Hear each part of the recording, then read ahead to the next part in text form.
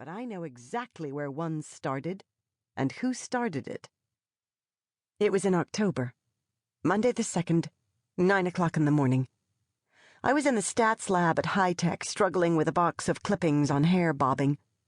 I'm Sandra Foster, by the way, and I work in R&D at HiTek.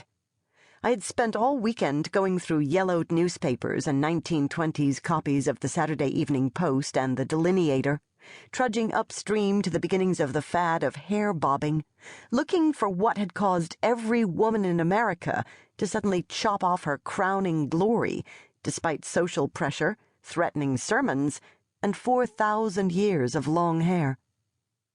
I had clipped endless news items, highlighted references, magazine articles, and advertisements, dated them, and organized them into categories. Flip had stolen my stapler, I had run out of paper clips, and Desiderata hadn't been able to find any more, so I had had to settle for stacking them, in order, in the box, which I was now trying to maneuver into my lab. The box was heavy, and had been made by the same people who manufacture paper sacks at the supermarket, so when I dumped it just outside the lab so I could unlock the door, it had developed a major rip down one side. I was half wrestling, half dragging it over next to one of the lab tables so I could lift the stacks of clippings out, when the whole side started to give way. An avalanche of magazine pages and newspaper stories began to spill out through the side before I could get it pushed back in place, and I grabbed for them and the box, as Flip opened the door and slouched in, looking disgusted. She was wearing black lipstick, a black halter, and a black leather micro skirt, and was carrying a box about the size of mine. "I'm not supposed to have to deliver packages," she said. "You're supposed to pick them up in the mailroom." "I didn't know I had a package," I said, trying to hold the box together with one hand and reach a roll of duct tape in the middle of the lab table with the other.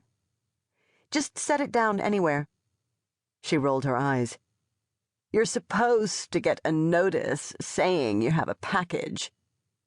"Yes, well, and you were probably supposed to deliver it," I thought, which explains why I never got it.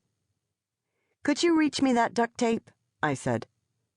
"Employees aren't supposed to ask interdepartmental assistants to run personal errands or make coffee," Flip said. "Handing me a roll of tape is not a personal errand," I said. Flip sighed. "I'm supposed to be delivering the interdepartmental mail." She tossed her hair. She'd shaved her head the week before, but had left a long hank along the front and down one side, expressly for flipping when she feels put upon. Flip is my punishment for having tried to get her predecessor, Desiderata, fired. Desiderata was mindless, clueless, and completely without initiative.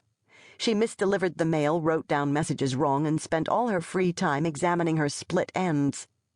After 2 months and a wrong phone call that cost me a government grant, I went to management and demanded she be fired and anybody else, be hired, on the grounds that nobody could possibly be worse than Desiderata. I was wrong. Management moved Desiderata to supply. Nobody ever gets fired at HiTek except scientists, and even we don't get pink slips. Our projects just get cancelled for lack of funding. And hired Flip, who has a nose ring, a tattoo of a snowy owl, and the habit of sighing and rolling her eyes when you ask her to do anything at all. I am afraid to get her fired.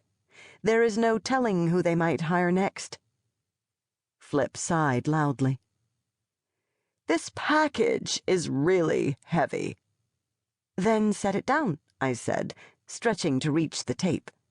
It was just out of reach. I inched the hand holding the side of the box shut higher and leaned farther across the lab table. My fingertips just touched the tape. "It's breakable," Flip said, coming over to me, and dropped the box. I grabbed to catch it with both hands. It thunked down on the table, the side gave way on my box, and the clippings poured out of the box and across the floor. "Next time you're going to have to pick it up yourself," Flip said, walking on the clippings toward the door. I shook the box, listening for broken sounds. There weren't any, and when I looked at the top, it didn't say fragile anywhere.